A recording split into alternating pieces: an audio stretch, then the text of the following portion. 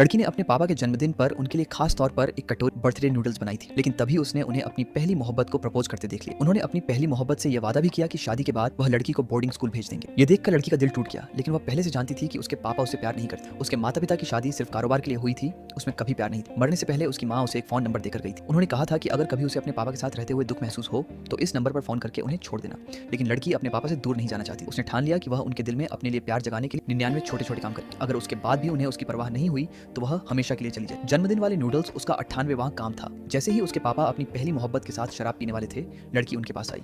उसने उन्हें याद दिलाया कि उनका पेट नाजुक है और शराब पीने से पहले उसके बनाए नूडल्स खा लेने को कहा। पहली मोहब्बत अच्छी तरह जानती थी कि ये नूडल्स सिर्फ उनके लिए बने थे, फिर भी उसने जानबूझकर सभी मेहमानों को भी नूडल्स खाने के लिए बुला लिया। लड़की ने तुरंत मना कर दिया। ये देखकर मेहमान उसी को डांटने लगे। उसके पापा ने भी कह दिया कि उन्हें नूडल्स पसंद नहीं है और लड़की से कटोरी सब में बांटने को कहा।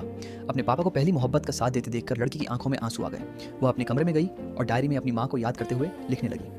तभी एक नौकरानी ने आकर बताया कि उसके पापा ने उसके लिए आतिशबाजी का इंतजाम किया है। लड़की खुशी खुशी खिड़की की ओर भागी। उसे लगा कि शायद उसके पापा अब उसकी परवाह करने लगे हैं, लेकिन तभी उसने देखा कि उसके पापा पहली मोहब्बत की बेटी अन्ना को गोद में उठाए हुए हैं। तभी उसे समझ आ गया कि आतिशबाजी सिर्फ अन्ना के लिए थी। वह चुपचाप वापस अपनी मेज पर बैठ गई और डायरी लिखने लगी। कुछ देर बाद उसके पापा गुस्से में उसे घसीटते हुए ड्राइंग रूम में ले आए और पूछा कि उसने नूडल्स में क्या मिलाया था। नूडल्स खाने के बाद अन्ना को तेज एलर्जी हो गई थी।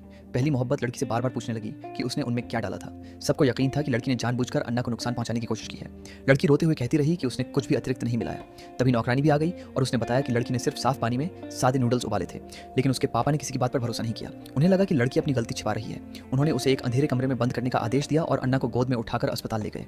अस्पताल में डॉक्टर ने बताया कि अन्ना को नूडल्स से नहीं बल्कि आतिशबाजी में मौजूद रसायनों से एलर्जी हुई थी।